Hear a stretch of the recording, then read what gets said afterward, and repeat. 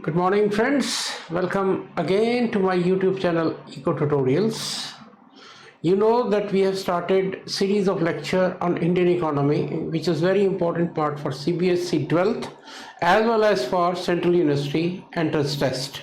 So far हमने क्या किया है? So far we have covered agriculture, overall features. Then we have studied about industries. आज के लेक्चर में हम थोड़ा सा आगे जाते हुए demography, occupational and infrastructural profile during the British rule करेंगे। फ्रेंड्स देखो, मैंने आपको बताया था कि ब्रिटिशर्स का रूल जो था बेसिकली उनका ऑब्जेक्टिव था सेल्फ इंटरेस्ट, दैट इज कि कोई भी वो काम करना जिससे ब्रिटिश इंटरेस्ट प्रमोट होते हो। लेकिन इन ब्रिटिश इंटरेस्ट को प्रमोट करते करते कुछ ऐसे काम भी हुए जिनके long term benefits Indian economy को हुए हैं। ऐसा नहीं है कि इंडियन इकोनॉमी को कोई बेनिफिट इसका नहीं हुआ, और हमने ये देखना है। मैं ये सारा कुछ करने के बाद आपको ये बताऊंगा कि इंडियन इकोनॉमी ने क्या गेन किया, क्या लूज किया, कौन कौन से इस लेक्चर में। In fact this is going to be a very important lecture for you people. Lot of data, इसमें से बहुत सारा ऑब्जेक्टिव जो आपको आता है एक एक नंबर के, वो इसी 3 में से निकलेगा। इसमें आपको मैं डेमोग्राफी के बारे में बताऊंगा, क्या था fertility rate, mortality rate, birth rate, क्या पॉपुलेशन का क्या फिगर था। इसके बाद कौन कौन से इंफ्रास्ट्रक्चरल प्रोजेक्ट्स इन्होंने डेवलप किए। Then majority of the population का ऑक्यूपेशन क्या था। ऑफ कोर्स अभी तक आप पढ़ते आए हो कि एग्रीकल्चर था। देखते हैं कि प्राइमरी सेक्टर में कितने थे, सेकेंडरी में क्या था, टर्शरी में क्या था। इसके बाद हम ये इंफ्रास्ट्रक्चर के बाद, ऑक्यूपेशन के बाद इंफ्रास्ट्रक्चर, आपको कौन कौन से इंफ्रास्ट्रक्चरल प्रोजेक्ट ब्रिटिशर्स ने दिए। इसी लेक्चर में आप देखोगे मैं कुछ इकोनॉमिस्ट के नाम बताऊंगा जिन्होंने इसमें डेमोग्राफिक प्रोफाइल में बहुत कंट्रीब्यूट किया है। इसके अलावा कुछ eminent economist during the British era और उनकी बुक्स क्या क्या थी, ये सारा इंफ्रास्ट्रक्चर प्रोजेक्ट्स के नेम, ये सारा कुछ आपको हेल्प करने वाला है। इवन एजुकेशनल सिस्टम के बारे में भी हम थोड़ी बहुत बात करेंगे। So let us begin with our lecture, that is demographic, occupational and infrastructure profile during the British rule. तो friends let us start with this demographic profile. देखो, द कॉलोनियल गवर्नमेंट जो थी, ये it was not very much interested in conducting census. Census होता है to count the population, और you know that India में ये सेंसस हम एवरी 10 ईयर्स करते हैं। तो ये पहले 150 साल इन्होंने कोई इंटरेस्ट सेंसस को कैलकुलेट करने में नहीं दिखाया। देखो क्या लिखा हुआ है, the colonial government was not interested in conducting A census of India in India before 1981. 1881 से पहले they were not interested in conducting any census. In such a situation, इस सिचुएशन में कुछ इकोनॉमिस्ट सामने आए जिनमें एक मेजर नाम था वीके आरवी राव। ये नाम आपको बिल्कुल याद रहना चाहिए, डॉक्टर वीके आरवी राव। इन्होंने अपने, एक इंडियन इकोनॉमिस्ट, उसने ये सेंसस स्टडी करने की बात की पहले। In such a situation this responsibility was taken up by some individuals like Findlay Shirras, Dadabhai Naoroji, VK RV Rao. दादा भाई नौरोजी के बारे में आपने पढ़ा है। बेसिकली उन्होंने इकोनॉमिक ट्रेंड थ्योरी दी थी जो आप लोगों के लिए बहुत इंपॉर्टेंट है। वीके राव, इन्होंने इसकी नेशनल इनकम की स्टडी की और दिस डेमोग्राफिक प्रोफाइल की स्टडी की। And although the demographic data obtain was not reliable, क्योंकि इंडिविजुअल्स की है तो वो कितना का पूरे इंडिया का डाटा कुछ इकोनॉमिस्ट ने कितना का रिलायबल, लेकिन still it was good beginning and credit for this was given to VK RV Rao, whose demographic census which he conducted उसको बेस्ट माना जाता है अमंग द लॉट। लेकिन कुछ टाइम के बाद Britishers they were forced to conduct census, और first census जो है इंडिया में वो 1872 में हुआ। देखो फ्रेंड्स, अब कुछ डेट्स आती जा रही हैं और मैं आपको ये कहूँगा कि इन डेट्स को ध्यान से देखो। First census, when first census were conducted in India, that is 1872, but this was not conducted for whole of India, conducted only in few provinces. जो रेगुलर सेंसस जो ब्रिटिशर्स ने शुरू किया वो 1881 टू 1941, और एवरी 10 ईयर्स उसके बाद ये सेंसस हुआ है। From 1881 onwards regular census were conducted every 10 years. तो आप एक चीज़ ये भी याद रखो कि सेंसस कब शुरू हुआ, ये ठीक है। ऑर्गेनाइज सेंसस की अगर बात करें तो 1881, 1872 का सेंसस है वो लिमिटेड एरिया के लिए था। और सेंसस याद रखना है आपने कि हर 10 साल के बाद होता है, कि हर गवर्नमेंट जो है 10 साल के बाद अपनी पॉपुलेशन को काउंट करती है। अब इसके बाद देखते हैं, नेक्स्ट आता है हमारे पास डेमोग्राफिक ट्रेंड्स क्या था, कि इस दौरान उन्होंने जो सेंसस किया तो मोटा मोटा डेमोग्राफिक ट्रेंड क्या निकलता है। देखो, the population of India grew from approximately 250 million in 1850, 25 crore से to over 350 million by 1947, 35 crore तक गए। अब 25 करोड़ से 35 करोड़ 1947, और आज है 2024, और 2024 31 दिसंबर को आज हम 140 करोड़ के करीब खड़े हैं। तो वो बात आगे जाके जब इंडियन इकोनॉमी की करेंगे तो आपको बताऊंगा कि शुरुआत में तो हमने कहा कि ये डेमोग्राफी माइनस माइनस माइनस ही है, लेकिन बाद में देखा कि ये क्या इस पॉपुलेशन का कुछ फ़ायदा भी हो रहा है। ये आगे आने वाले लेक्चर जब इंडियन इकोनॉमी को इन डिटेल हम आफ्टर इंडिपेंडेंस पढ़नी शुरू करेंगे तो ये एक मेजर पॉइंट होगा। सो population 35 crore in 1947। Mortality rates were high with an average life expectancy of around 25 to 30 years। क्या होता है 25 से 30 साल एवरेज लाइफ एक्सपेक्टेंसी। इसके बाद मतलब एक कॉमन आदमी जो है 25 से 30 साल जीता है, आज ये 65 साल के करीब है। सो 25 से 30 साल during the British era. Then fertility rate, और ये fertility rates were high, it was 218 per thousand. देखो अब इसमें आपको मैं थोड़े रेट्स के बारे में बात कर लें। बर्थ रेट आएगा, डेथ रेट आएगा, इनको हम हमेशा पर थाउजेंड कैलकुलेट करते हैं कि पर थाउजेंड कितने बर्थ हुए वो होगा बर्थ रेट, पर थाउजेंड कितने मरे वो होगा डेथ रेट। अब ये है 218 पर थाउजेंड, बर्थ जो हो रहे हैं 218, फर्टिलिटी रेट 218 पर थाउजेंड, इतने बर्थ हो रहे हैं। Then urbanization, there was a significant increase in urbanization. Urbanization हुआ और पॉपुलेशन इस दौरान जो ये सेंसस कंडक्ट हुआ 1881 टू 1947, पॉपुलेशन का शिफ्ट हुआ है, अर्बन एरियाज की तरफ पॉपुलेशन आनी शुरू हुई है।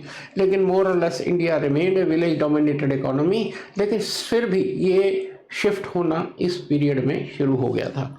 देन माइग्रेशन वही बात आ गई है कि इस एक तो गांव से शहरों की तरफ पॉपुलेशन मूव हुई, लेकिन कुछ इंडिया की पॉपुलेशन बाहर भी जानी शुरू हो गई। देखो इसमें क्या है, British colonial rule was also led to significant migration of Indians to other parts of the world, Caribbeans, Africa and Southeast Asia, यहाँ तक जाना शुरू हुआ।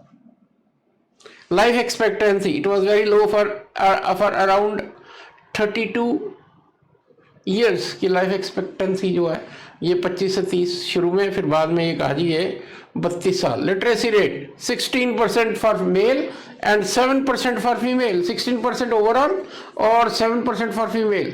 सो females were highly uneducated, remain uneducated during the British rule. Then friends, ये portion बहुत important है। India की population में एक साल बहुत ही ज़्यादा इंपॉर्टेंट माना जाता है, और वो साल है फ्रेंड्स, देखो दैट ईयर इज दिस 1921। अब 1921 जो है ये दिस ईयर, इसको आपने याद रखना है कि what is this, the year of great divide. अब ये क्या है ईयर ऑफ ग्रेट डिवाइड। देखो इंडिया की पॉपुलेशन ग्रोथ को हम दो हिस्सों, मेजर दो हिस्सों में बांटते हैं, बिफोर 1921, आफ्टर 1921। बिफोर 1921 क्या था, birth rate was high, birth rate अब आप समझ गए पर थाउजेंड कितने बर्थ होते हैं। डेथ रेट वॉज हाई, पर थाउजेंड कितने मरते, और दोनों बर्थ रेट और डेथ रेट ऑलमोस्ट अपने आप को एक दूसरे को बैलेंस कर रहे थे, और पॉपुलेशन ऑलमोस्ट कांस्टेंट चल रही थी। लेकिन अराउंड 1921 क्या हुआ कि आपकी डेथ रेट तो कम हो गई because of improved health facilities etcetera, spread of little bit education, birth rate वही बनी रही और डेथ रेट कम हो गई। अब पहले तो क्या था कि बर्थ रेट 100 मरे, 98 100 पैदा हुए, 98 मरे, मोर और लेस बैलेंस। लेकिन अब क्या है कि मर तो कम रहे हैं और बर्थ ज़्यादा हो रहा है। इसलिए आप देखते हो कि 1921 से के बाद इंडिया की पॉपुलेशन रैपिडली बढ़नी शुरू होती है। इसलिए इस साल को हम कहते हैं ईयर ऑफ ग्रेट डिवाइड, कि इससे पहले कुछ था, इसके बाद क्या है। इससे पहले बर्थ रेट और डेथ रेट हाई थी और बैलेंस आउट कर देते थे, मोर और लेस पॉपुलेशन स्टेबल थी। लेकिन इसके बाद पॉपुलेशन एकदम इंक्रीजिंग ट्रेंड दिखाने लगी, इसलिए इसको कहते हैं year of Great Divide. The population growth rate in India, which had been declining since 1910, suddenly began to rise again in 1921. मैंने आपको बताया ये कि पॉपुलेशन जो है 1921 के बाद बढ़नी शुरू हो गई। मोर्टेलिटी रेट डिक्लाइन की भी बात की आपने कि डेथ रेट जो है वो कम होगी due to improved health facilities, और लाइफ एक्सपेक्टेंसी बढ़ी। आपको बताया, देखा था पिछली स्लाइड में, पहले 25 से शुरू हुआ फिर 32 तक गया, तो लाइफ एक्सपेक्टेंसी बढ़ी। Then fertility rate stability, fertility rate, birth rate मैंने कहा कि वो कम नहीं हुई, डेथ रेट तो कम हो गई लेकिन बर्थ रेट वही है, तो which leads to great increase in population. The Great Divide of 1921 marked the beginning of new era in Indian demographic history, characterized by rapid population growth, declining mortality and stable fertility rate. वही बात है, fertility rate sorry, birth rate stable, death rate कम हो गया, life expectancy बढ़ गई। तो ये साल, इसके बाद इंडिया ने कभी भी डिक्लाइनिंग रेट नहीं दिखाया। देखो इससे पहले अगर 1921 से पहले भी देखो तो कुछ फेमीन्स, कभी अकाल पड़ गए, कोई बीमारी फैल गई, कोई महामारी फैल गई और इन लैक्स डेथ्स हो जाती थी।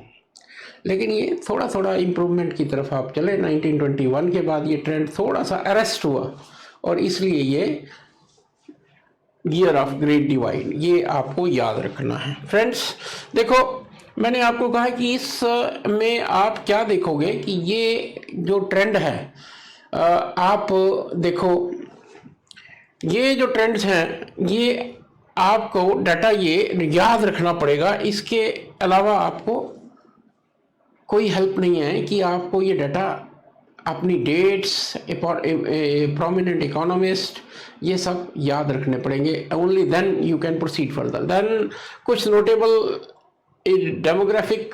डेमोग्राफर्स थे, पहले आपने पढ़ाई है, VK राव, देन दादा भाई नौरोजी। वैसे VK राव पॉपुलेशन के साथ साथ नेशनल इनकम के लिए भी माने जाते हैं। दादा भाई नौरोजी, ये आपने पढ़ाई है, इसने इंडिया की इकोनॉमी को एक्सटेंसिव स्टडी किया और इकोनॉमिक ड्रेन थ्योरी जो पिछले लेक्चर में आपको मैंने पूरी डिटेल में बताई थी, very important. And another economist was RC Desai, A renowned demographer. Desai conducted extensive research on India's population, fertility and death rate. ये आपने याद रखना कि डेमोग्राफर कौन से थे उस टाइम पे। ये सारा आपका जो ऑब्जेक्टिव टाइप का क्वेश्चंस होते हैं उसमें ये इंपॉर्टेंट है। Then friends, occupational structures. देखो ऑक्यूपेशनल स्ट्रक्चर है where the population is engaged, और इसको बेसिकली आप 3 सेक्टर्स में डिवाइड करते हो। Primary sector agriculture and related activity, then secondary sector manufacturing industry etcetera, and tertiary sector that is services. So हम study करने जा रहे हैं कि इस पीरियड में प्राइमरी सेक्टर कैसा था, सेकेंडरी कैसा था और टर्शरी कैसा था। और आप, आई होप कि आप अंडरस्टैंड कर रहे हैं, primary agriculture based, secondary manufacturing industry based and tertiary that is services based. So primary sector में agriculture 70 to 80% of population that was engaged in agriculture। ये आपको पढ़ाता ही आ रहा हूँ मैं कि पिछले 2 स्लाइड से बताता कि agriculture was the main occupation of people। agriculture जो है वहाँ ज़्यादा पॉपुलेशन लगी हुई थी। Decline of artisans and artisan industries आपको बताया मैंने पिछली लेक्चर में भी कि इस पीरियड में जो हैंडीक्राफ्ट था, आर्टिजन्स, छोटे दस्तकार, जो इंडिया के हैंडक्राफ्ट्स थे, हैंडीक्राफ्ट्स थे, जो लोग खुद हाथों से काम करके प्रोडक्ट्स बनाते थे, उनका डिक्लाइन हुआ। रीज़न आपको मैंने लास्ट वीडियो में बताया था, competition from machine made industry, machines made goods of Britishers और टैरिफ पॉलिसी ऑफ ब्रिटिशर्स, इन सब ने इन आर्टिजन्स को ख़त्म किया। और ये भी बताया था कि ये आर्टिजन्स जो हैंडीक्राफ्ट बनाने वाले थे, इनको जो पैटर्नेज मिलता था वो किंग्स वगैरह से, उनके कोर्ट्स से मिलता था, लेकिन धीरे धीरे ये कोर्ट्स ख़त्म होते जा रहे थे, राजा कम होते, उनका पैट्रोनेज कम होता जा रहा था और ब्रिटिशर्स के गुड्स पूरे मार्केट में डोमिनेट करने लग पड़े थे। So decline of artisan industries, इन पे हैवी टैक्सेस और ड्यूटीज इम्पोज की गई थी। Then secondary sector, there was some growth of modern industry. देखिए थोड़ा थोड़ा लेकिन आपको फिर वही बताऊं कि इंडस्ट्री डेवलप कर रहे हैं, आगे आएंगे क्या क्या इंडस्ट्रियल प्रोजेक्ट्स लाए, क्या इंफ्रास्ट्रक्चर लाए, लेकिन ये सेकेंड पॉइंट में आता है लिमिटेड इंडस्ट्रियलाइजेशन, कि majority of population engage in agriculture और इंडस्ट्री वहाँ डेवलप की जा रही है जहाँ ब्रिटिशर्स का फ़ायदा हो। लास्ट लेक्चर में आपको बताया था 1907 में TISCO, that too was a private effort, बहुत हैवी इंडस्ट्रीज़ की तरफ इनका ध्यान ही नहीं था, कैपिटल गुड्स इंडस्ट्री की तरफ। लेकिन एज द टाइम डिमांड जैसे जैसे ग्रोथ होती गई, इंडस्ट्री थोड़ी बहुत तो सेटअप हुई है, इसमें हम आगे करेंगे। Then tertiary sector, this one is important. इस पीरियड में ग्रोथ ऑफ सर्विसेज, देखो railway, telegraph, banking, this was developed in Britishers. ये इनफैक्ट रेलवे ब्रिटिशर्स की देन है, देन दिस टेलीग्राफ ब्रिटिशर्स की देन है। लेकिन ये फिर वही बात है कि बनाए क्यों गए, with British interest in mind, और वही पोर्ट्स, वही स्टेशंस डेवलप किए गए जिनसे ब्रिटिश गुड्स का, ब्रिटिश एडमिनिस्ट्रेशन को आसानी हो। लेकिन still the railways were developed, telegraphs, ये सारा कुछ आ रहा है। क्या क्या डेवलप हुआ, expansion of government services, government services including administration, law and order and education, ये सारे डेवलप हुए हैं। देखो ब्रिटिशर्स के बारे में तो ये अब आज की डेट में भी हम मानते हैं कि उनकी लॉ एंड ऑर्डर की जो फैसिलिटी थी वो बहुत बढ़िया थी। So law and order, this created job opportunities. So this is as for occupational structure, सब की फीचर्स। देखो ये तो मैंने बताया कि कहाँ क्या क्या क्या था, अब इसके की फीचर्स क्या है। कास्ट बेस्ड ऑक्यूपेशन, कि India remained A under developed country, और जो ऑक्यूपेशंस थे वो कास्ट बेस्ड थे। दस्तकार का बेटा दस्तकार, ठीक है, जो साहूकार है उसका बेटा साहूकार, एग्रीकल्चर वाला एग्रीकल्चर, कास्ट, और ये पर्टिकुलरली कास्ट बेस्ड, कि ये कास्ट ये काम करती है, ये कास्ट। देखो आपको पता है कि India from time immemorial society जो है कास्ट बेस्ड डिवाइडेड रही, और इनकी ऑक्यूपेशन भी जो है कास्ट बेस्ड, कि ये पर्टिकुलर कास्ट ये काम करेगी, ये पर्टिकुलर कास्ट ये काम करेगी। So it was a caste based society and occupations there they were also caste based. Limited social mobility, लोग एक तरफ से, सोशल मोबिलिटी का मतलब है कि आपस में भी social mobility was limited and few opportunities of individuals to move up the social ladder. देखो अनटचेबिलिटी जैसा सिचुएशन इंडिया में थी वहाँ पे, उस टाइम पे society was divided on social basis also, कि ये सोसाइटी से इससे बात करनी है, इससे नहीं करनी, इसको ये डाउन ट्रोडन है, ये सब, it was, society was engulfed in these vices, I must say. Then urban and rural divide, urban area ज़्यादा मॉडर्न था, वो आज की डेट में भी ऐसा ही है कि हाल दो विलेजेस आर डेवलप्ड, लेकिन अर्बन और रूरल डिवाइड हर जगह होता है। Overall the occupational structure during British rule in India was characterized by dominant primary sector, limited industrialization and growing tertiary sector. बहुत बढ़िया सेंटेंस लिखा हुआ है, डोमिनेंट प्राइमरी सेक्टर डोमिनेंट था, इंडस्ट्रियलाइजेशन लिमिटेड थी, और टर्शरी सेक्टर जो है वो ग्रो कर रहा था, फास्ट ग्रो कर रहा था। देन अब इसके बाद आते हैं कि वैसे ये थोड़ी देर के बाद करना चाहिए हमें, लेकिन फिर भी लेट अस सी कि कुछ पॉजिटिव और नेगेटिव्स हम क्या निकाल रहे हैं, कि क्या पॉजिटिव रहे क्या negative. Although this I should have done in the last, क्योंकि अभी हमारा इंफ्रास्ट्रक्चर रहता है। Let us see introduction of new industries, these are positive features. The Britishers introduced new industries such as textile, jute, tea, coffee and iron and steel. ये नई industry इस period में introduce हुई हैं। देन डेवलपमेंट ऑफ इंफ्रास्ट्रक्चर, ये अभी आपको बताया, roads, railways, post and telegraph, ports, ये डेवलप हुए हैं। Growth of factory system, factory system जो है वो इंडिया में ब्रिटिशर्स की देन है। The factory system was introduced in India which led to growth of large scale industries. Then increase use of machinery, machinery का यूज भी हुआ। तो ये ओवरऑल जो आप positive and negative features of British rule आप पढ़ रहे हो कि क्या इसके पॉजिटिव है और क्या इसके, अब इस पे नेगेटिव पे आ जाओ।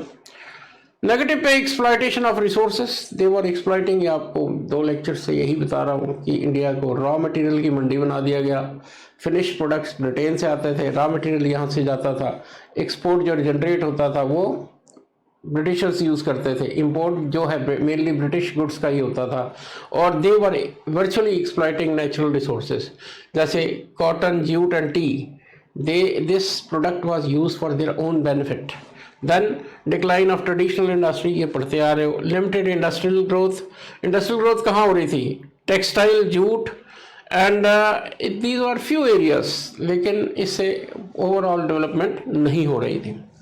Then dependence on British capital, कि जो फैक्ट्रीज वगैरह डिपेंड हो रही थी ग्रो, वो ब्रिटिश कैपिटल पे डिपेंडेंट, ब्रिटिशर्स जो देंगे उसी पे होगा कि इस इंडस्ट्री के लिए पैसा देना वहाँ होगा, और वो कहाँ देते थे? जहाँ उनका अपना इंटरेस्ट प्रमोट होता था। एक्सप्लॉयटेशन ऑफ इंडियन लेबर, वो तो जब कैपिटल एक के पास कंसंट्रेटेड है तो वो लेबर को एक्सप्लॉयट करेगा ही करेगा। Limited opportunities for Indian entrepreneur के लिए limited opportunity. Rather, I must say कि these positive and negative we are discussing regarding especially about industrial infrastructure in industry, कि industry में क्या positive थे क्या negative थे। Overall industrial growth during British rule in India was characterized by both positive and negative features. Although negative features जो हैं वो positive को overweigh करते हैं, लेकिन still there are some positivities, कुछ डेवलप तो हुआ है। और सबसे ज़्यादा डेवलपमेंट जो ब्रिटिश रूल में दिखती है वो है, इससे पहले कि उस पर इंफ्रास्ट्रक्चर पे है कि कौन कौन सी इंडस्ट्री, देखो मैंने आपको बताया था कि ये चीज़ें आपको इस वीडियो में मिलेंगी, इस को आप ध्यान से देखो। टेक्सटाइल इंडस्ट्रीज कहता है, देखो सबसे पहले ये 1818 fort Gloster near Calcutta, it was the earliest industry set up by Britishers. Then jute industry, सबसे पहले 1844 में Rishra near Calcutta. Coal mining ये 1774 में शुरू हुई, और first coal mine Raniganj Calcutta near Calcutta. ये सारा बहुत इंपॉर्टेंट है आपके लिए डाटा है, तो इसको आप बड़े ध्यान से देखो। Railway first line open in 1853 between Bombay and Thane एक उन्होंने कलेक्शन हब सा, वहाँ से उठा के माल बॉम्बे पोर्ट तक। Railway industry, iron and steel industry, ये अभी आपको बताया 1907 में किसने? जमशेद जी भाई टाटा ने सेटअप किया। टी इंडस्ट्री 1837 में with first tea plantation being set up in Assam. शुरुआत में ये जो टी प्लांटेशन था इसकी डेवलपमेंट भी ब्रिटिशर्स ने की। देखो डेवलपमेंट हो रही है, ऐसा नहीं है कि नहीं हो रही, लेकिन कहाँ हो रही है? जहाँ ब्रिटिश इंटरेस्ट प्रमोट हो रहे हैं। मैं बार बार एक बात कह रहा हूँ कि डेवलपमेंट वहाँ हो रही है जहाँ ब्रिटिश इंटरेस्ट प्रमोट हो रहे हैं। Cotton industry, it was established in 1818, first cotton mill being set up in fort Gloster near Calcutta. बहुत इंपॉर्टेंट स्लाइड, आप ये डेट्स, ये सारा कुछ कि क्या क्या सेटअप हुआ, ये कई बार ऑब्जेक्टिव टाइप में आपसे पूछ लिया जाता है। देन इसके बाद आते हैं हम इंफ्रास्ट्रक्चरल पॉलिसी। इसमें हम इकोनॉमिक ऑब्जेक्टिव्स करेंगे और स्ट्रेटेजिक ऑब्जेक्टिव्स करेंगे। देखते हैं क्या है economic objectives.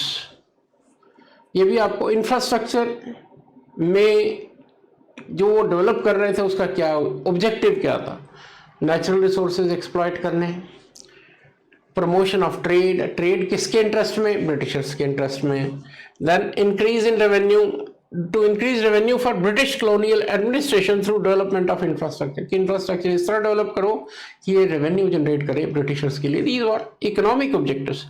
They were out to exploit natural resources, they were out to exploit this indigo, tea and cotton etcetera. Then इसके बाद हम आते हैं स्ट्रेटेजिक ऑब्जेक्टिव्स। क्या स्ट्रेटेजी थी इसके बीच में? वो था कंसोलिडेशन ऑफ ब्रिटिश पावर, कि इंफ्रास्ट्रक्चर भी ऐसे बनाओ कि ब्रिटिश पावर जो है वो कंसोलिडेट हो, उनकी कंट्रोल जो है इंडियन इकोनॉमी पे वो ज़्यादा स्ट्रांग हो, स्टेबल हो, यही लिखा हो। To consolidate British power in India and to establish a strong and stable colonial administration. Defence and security, कि नेचुरल है कि आप इतने बड़े कंट्री पे रूल कर रहे हो तो उसकी सिक्योरिटी और डिफेंस के लिए आप वो इंफ्रास्ट्रक्चर डेवलप करो कि जहाँ कहीं कोई प्रॉब्लम हो उसको आप फ़ौरन सप्रेस कर दो। और अगर आप हिस्ट्री पढ़ो तो उन्होंने इसी इंफ्रास्ट्रक्चर के जरिए जो कहीं भी रेवोल्यूशन, अगर 1857 की रेवोल्यूशन हुई वो due to they were able to control due to this infrastructure, कि वो एक जगह से दूसरी जगह आसानी से पहुंच पा रहे थे। देन एक्सपेंशन ऑफ एम्पायर, वो तो ऑब्जेक्टिव है कि जो आए आपके कंट्री में है तो they want to expand. Then अब इंफ्रास्ट्रक्चर डेवलपमेंट के और क्या ऑब्जेक्टिव्स थे इनके? डेवलपमेंट ऑफ ट्रांसपोर्टेशन इंफ्रास्ट्रक्चर, ये जनरल फीचर्स हैं। Development of transportation infrastructure, development of communication infrastructure and development of public health infrastructure, hospitals etcetera. Overall infrastructure का इनका जो मेन ऑब्जेक्टिव था that is to promote British interests. Then transportation and infrastructure. During British rule, the infrastructure development was primarily focused on serving the colonial interest. ये बार बार कह रहा हूँ। Transportation infrastructures में देखो, railways, British rule introduce railways in India 1853. By 1947 India had over 40,000 miles of railways. Bombay थाने का पहला rail link 1853, और जब वो छोड़ के गए 40,000 miles. Roads, extensive network of roads build किया गया। पोर्ट्स, मद्रास, बॉम्बे, कैलिकट, कलकत्ता, ये पोर्ट्स उन्होंने डेवलप किए। फ्रेंड्स देखो, फिर इसी तरह टेलीग्राफ डेवलप किया, पोस्ट एंड टेलीग्राफ डिपार्टमेंट। ये डेट्स बहुत इंपॉर्टेंट आती जा रही है। 1840, 54, 1851 फॉर टेलीग्राफ। ये सब डेट्स आप करो क्या कि एक पेज पे लेके इन डेट्स को, इवेंट्स को आगे लिखते जाओ, और this will going to help you a lot.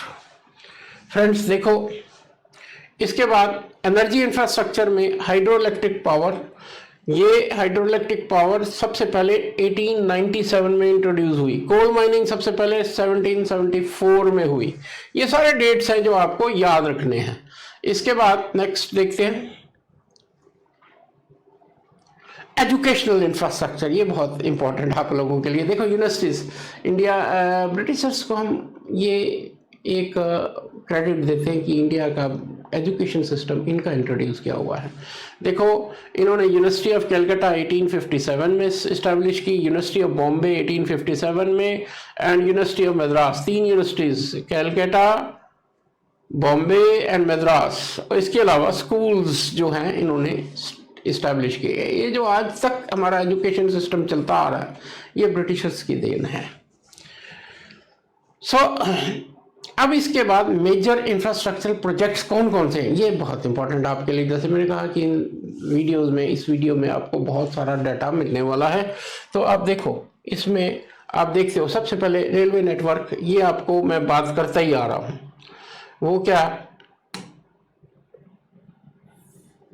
देखो,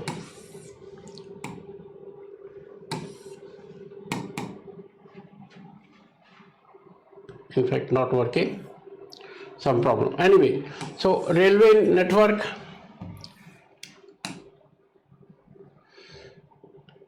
yes, railway network 1853, first line between Bombay and Thane. ये बहुत इंपॉर्टेंट चीज़ें चल रही हैं। Grand trunk road, GT road 1840। Although ये जीटी रोड जो है शुरुआत की थी शेरशाह सूरी ने, लेकिन इन्होंने renovated and extended the GT road which connected Calcutta and Peshawar. एक एंड से दूसरे एंड पे जा रहे हैं, क्यों? ताकि एडमिनिस्ट्रेशन इनकी स्ट्रांग हो। सुएज कनाल, ये आपको कल के लेक्चर में मैंने पूरा डिटेल में बताया था कि सुएज कनाल कंस्ट्रक्ट की, जिससे यूरोप और ये साउथ एशिया का डिस्टेंस था, ट्रैवल डिस्टेंस, वो 7200 किलोमीटर्स कम हो गया। जो काम 3-4 महीने में होता था वो 30 डेज में। इससे क्या हुआ कि ट्रेड बढ़ा। देन इंडियन टेलीग्राफ सिस्टम, ये 1851 में इंट्रोड्यूस किया गया। पोर्ट डेवलपमेंट 18th-19th सेंचुरी में आपको बताया, बॉम्बे, कलकत्ता, मद्रास, ये पोर्ट्स डेवलप किए ब्रिटिशर्स ने। और देखते हैं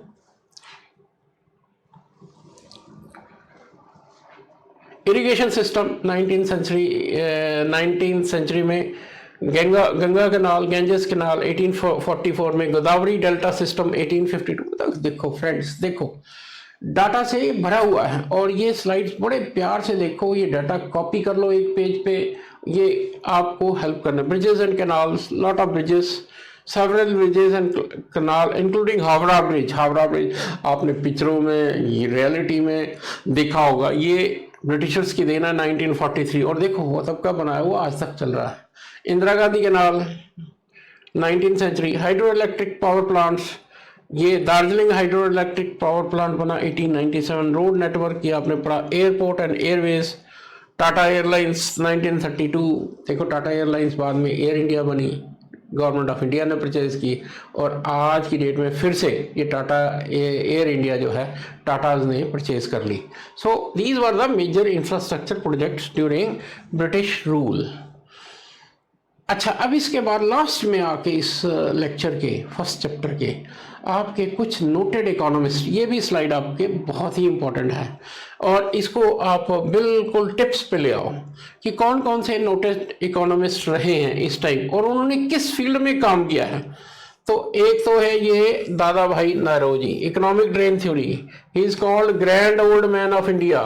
एंड इसकी बुक को आपको सेकंड स्लाइड में देखो, वो दिया हुआ है। आर.सी. देसाई, इसने डेमोग्राफी पे काम किया। फिंडले शराज, ये इसने ट्रेड एंड फाइनेंस पे काम किया। V.K.R.V. राव, ये इन्होंने काम किया India's economic development, specially national income के लिए बहुत काम किया इन्होंने, नेशनल इनकम के लिए बहुत काम किया।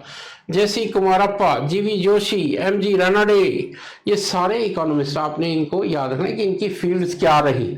आपको ऑब्जेक्टिव टाइप में पूछा जाएगा कि भाई ये कौन कौन से नोटेबल इकोनॉमिस्ट थे। एक आधा कोई ऐसा इकोनॉमिस्ट डाल देंगे जो इस एरा का नहीं है, तो आप तभी पढ़ पाओगे जब आपको पता होगा कि इस एरा के इकोनॉमिस्ट कौन से थे।